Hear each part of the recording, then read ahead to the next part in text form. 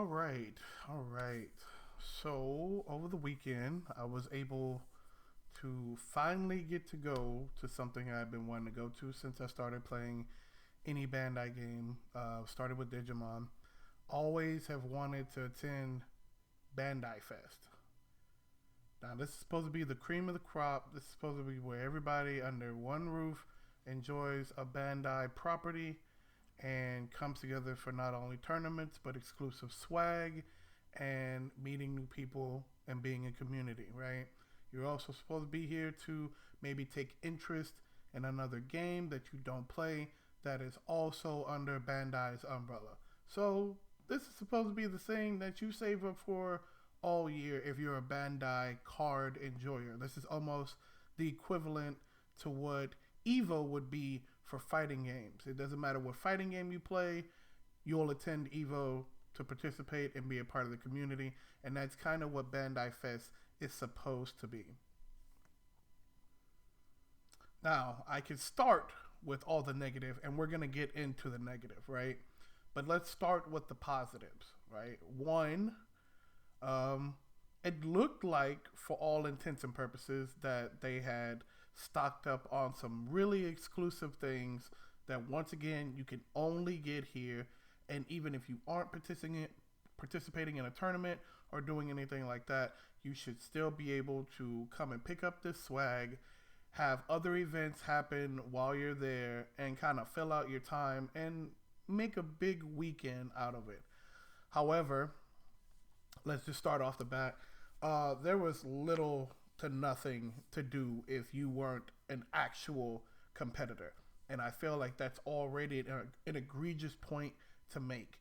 A lot of people are going to try and tell you about the scavenger hunt. The scavenger hunt,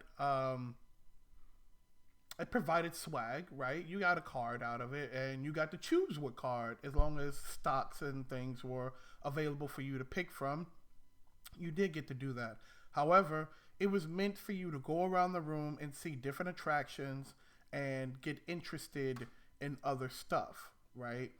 But most people, because there was no safeguard on how to redeem these things, were just standing in line for the redemption and then answering the questions because there was no lockout on tries or anything like that. You had to get 10 stamps in order to redeem and get a card out of a total of 15. Now, I like this concept because had they had done it properly and you didn't go around the room and do the thing properly like you were supposed to, and you got some of these questions wrong, it should lock you out of being able to keep trying and guessing, and you need to have at least a minimum of 10 with a maximum of 15. That would have been genius. But because you were able to just go, is it A? No. Is it B? Cool. No? Then it's C. There's only three. So with that being said, it took little to no time to do the scavenger hunt. And you could say, Chaos, you're cheating yourself from like going around the room and doing the stuff. Why would you do that? Because lines. Lines were everywhere, lines for everything. And once again, if you were looking for a specific card to get out of this, then time was of the essence. So you might as well just get in the line and just guess away and then get your card and then get out of the way. The only other thing to do was a Gundam demo kind of thing, and it looked cool. And from the people that I talked to, said that it did get them interested. In fact, one of our group members went and did it, and we had been trying to convince him forever to play, but going to sit down and play, doing the demo, and actually getting some free cards made all the difference, right? So now he's a Gundam player. Shout out to Will. But aside from that, there were no open demos for any of the other games, which is kind of crazy. Who's to say that me picking up all these Union Arena cards wouldn't have made me interested in the game? However, there was nothing for me to go and try and sample or play the game to try to get used to it or anything like that. And I would say the same hell suit for everything else. It felt like Gundam was the only thing that had it. And if it wasn't, then it was poorly advertised as to where to go in order to do this. The big thing about this weekend was miscommunication. There was just none. Half the staff didn't know what the other half of staff was doing. People were not informed, just pointing in different directions, hoping that they would point to another person in the room who knew what was going on. In fact, it was more reliable to get the information peer to peer from players than it was from staff alone. That's a problem. Why am I asking Susie and Joe over here, where do I go for X, Y, and Z? And they have better accurate information than the people working the event. Insane. Second, let's talk about the big thing that everyone's going to be talking about this weekend. Obtaining the swag from the store. One, this was a fire hazard. It looked like a concert. People piled up on top of each other trying to scan this stupid QR code that got leaked. Yeah, you know about it by now. Imagine me being in the room and other people outside of the room already have it. Crazy. Anyway, but we had to pile up and hold our phones up because someone had a big billboard with the QR code on it. So everyone's literally just piling on top of each other, trying to scan people's phones, trying to scan the QR code. And then you finally got in to try and schedule a thing. No, you didn't. Because the location was geo-fenced and you needed to be within X amount of feet in order to even schedule a time for you to go into the store. I was standing as close as it could be. I'm at the front. If there was a band up front, I could feel the sweat from band members. That's how close to the front that I was. And it still told me I was like 33 feet away. So now I have to play Pokemon Go in order to figure out where I am in the geofence to even qualify to be able to go to the store. Spoiler alert, I never even got into the store. And people 50 feet behind me were getting scheduled times at 2, 3, 4, all throughout the day.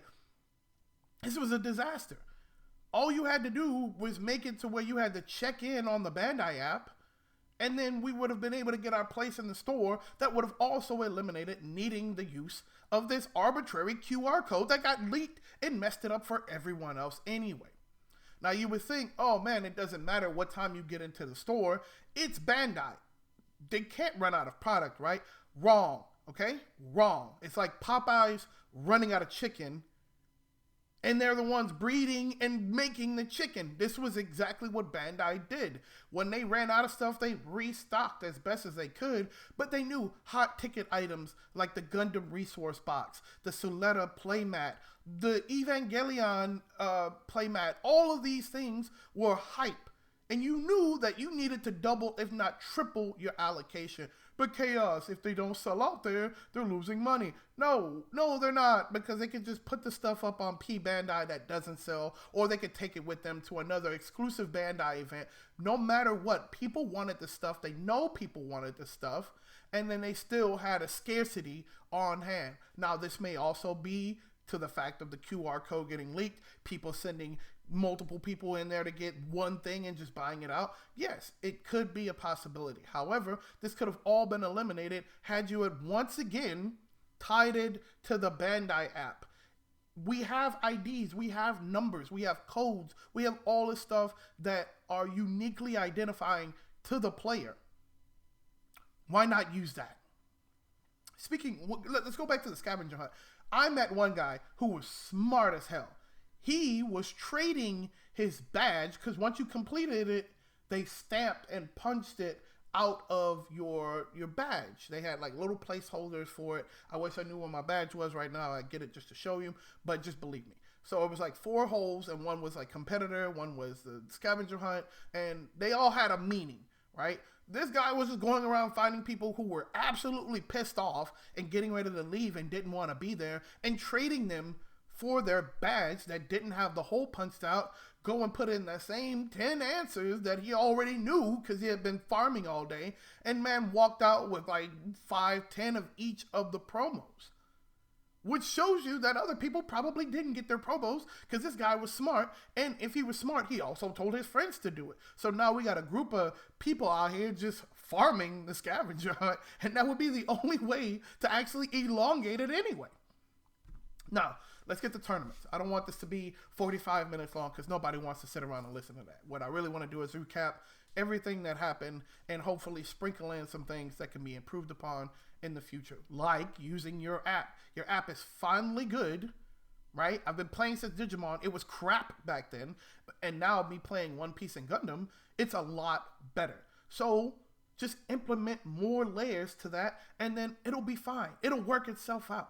Me and a group of 6 strangers came up with ways to improve this, and you have people on staff being paid for their time and their brain.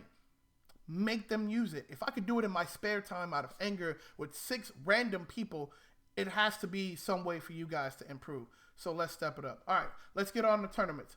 Tournaments, Friday, LCQ for Digimon and One Piece. I attended the One Piece one. We're not going to talk about that.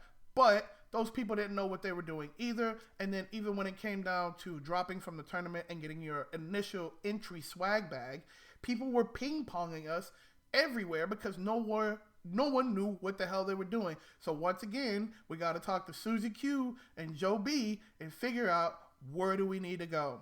Figure that out. Go get the bag. But one of our friends had attended with us on that Friday, hadn't gotten into any tournaments, and had planned on playing in the Gundam side event. So there was nothing for him to do on Friday. Nothing. You could have opened the store. You could have had free play area. You could have done a lot of stuff in the area that we were in, because not only did One Piece take up the majority of the hall, but then Digimon was small, and then we just have a bunch of random empty seats. You could allocate the space and the people extra to getting that done. Nothing was done. So he had to go and chill at the hotel room. Shout out to Kage for being a real one and not getting upset or anything like that and just going back and chilling until we were done with our event. So Friday's over with. Saturday is time for side events, and it's time for the store to open. And like I led with earlier, the store was atrocious. And then we said, well, the redeeming factor should be that we get to play in hella side events. Which, by the way, Union Arena got hoed. I think they only got like 2 side events throughout the entirety of Saturday, whereas in One Piece and Gundam had back-to-back runners, just back-to-back. Now, the only problem with this is the fact that when we sign up for these side events, you would expect, just like any other event, it to be at least close to run on time. You guys have sections for this. You guys carved out the time on the app. You have all the staff. Why am I getting a notification that I'm in the tournament at 4:30?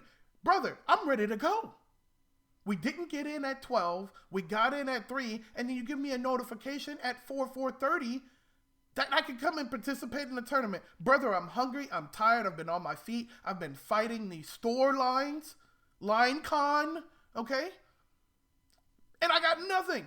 I had to get other people to get in the store to give me stuff that they didn't want, which was already really hard to do to get in. And now I got to find somebody who I gel with who doesn't want the same overlapping things that I do. It was ridiculous. So we close out the day, we leave, and then we think about attending Sunday. We hear through the grapevine that this restock was only on stuff like sleeves, packs, not the big stuff like the mats, the resource boxes, all the good swag. It's gone. It's gone. Don't come. And then people bum rush to get in, and they go, screw that. Everybody get back out. And we'll only let competitors in, and then competitors once again get first crack at the store, whatever's left by that time, by the way. And then we'll let general admission in to pick over sleeves and all manner of bullshit that nobody wanted, really. And if you wanted it, you only wanted it to resell. You didn't keep it. You didn't want it. You didn't really want it. You just picked it up hoping that somebody else wanted it twice as much as you and you could scalp. It would have been no scalp city had we had just allocated correctly and maybe even let in authorized Bandai retailers in the form of local game stores or anybody else in the area that could have attended. You could have had them at least sell, and that would have cut down on the amount of scalping. But nope, once again, here's an idea that just didn't get implemented and just left everybody else in the breeze. My closing thoughts before I get out of here, because once again, I don't want to make this 40 minutes. is the fact that do better. Do better. There were people who came 6 hours, 10-hour flights across the country, everywhere, you know, people who qualified in their regions and everything to play in the tournament. They came all the way here to play in the tournament. There should have been more events for people who didn't play in a tournament or who dropped out of a tournament due to poor results. You should keep people entertained the entire time, but you didn't do that. You didn't have enough product on hand. And as an overall, I still want to go back because I had a blast with my friends and meeting random people. Shout out to Pedro. Shout out to Lucas from Montana. He was a good guy. We had a good time. But guess what? We had a good time because we're good people. So we just made it work. But Bandai, you lent nothing to that, almost literally nothing to the experience besides giving me a venue to meet these people and have a good time on our own. Do better if you want to keep doing this because this can't stand. Like, the lack of product, once again, Popeye's running out of chicken. It's ridiculous. And Bandai, your name is on the banners, on the programming, on the app, everywhere in the building. So you could have brought in truckloads, literally truckloads of product to get off to these people to make people feel satisfied just for attending, even if they weren't competing. Me and my friends will be going back, but we got our own tech. I can't share that here because then all of y'all will do it. And no, that's for me and mine. But if you do plan on attending next year, I suggest a couple of things. Be a competitor. Be a competitor. Be a competitor. They got in the shops first. And hopefully, even with the improvements that they should do next year, that should be a little bit more manageable. And if they don't, then find a way to compete because that's the only way you're getting in the store early. And Bandai, come up with more events, side events, interviews. Do something other than have people sit and lay around. And your play area was the size of the men's restroom. Like, small as hell. You got all 1,000 of these and thousands and thousands of people have attended, and you give this small of a space for people to free play that people had to start going to the lobby and the coffee shop and all that just to play a game with a random person they met so they can find their own enjoyment because you aren't providing it. Do better, provide better, and Jesus Christ, don't do this QR code lottery stupid bullshit ever again. Horrible idea. I gotta end it there or I'm gonna just keep talking and I'll just be mad for the rest of the day. And it's Monday, the tournament's over, all that crap is over, and I don't want to use my entire day's energy being mad at something that's already passed. If you have comments or anything like that, leave them below. Tell me your experiences. I kind of want to do more on the subject, and we as a team are trying to come up with more things to also do and provide for players. We're not even employed by Bandai, but we know that we can do better when it comes down to player-to-player interaction and having other things to do besides wait in a fucking line. That's all I gotta say. Peace.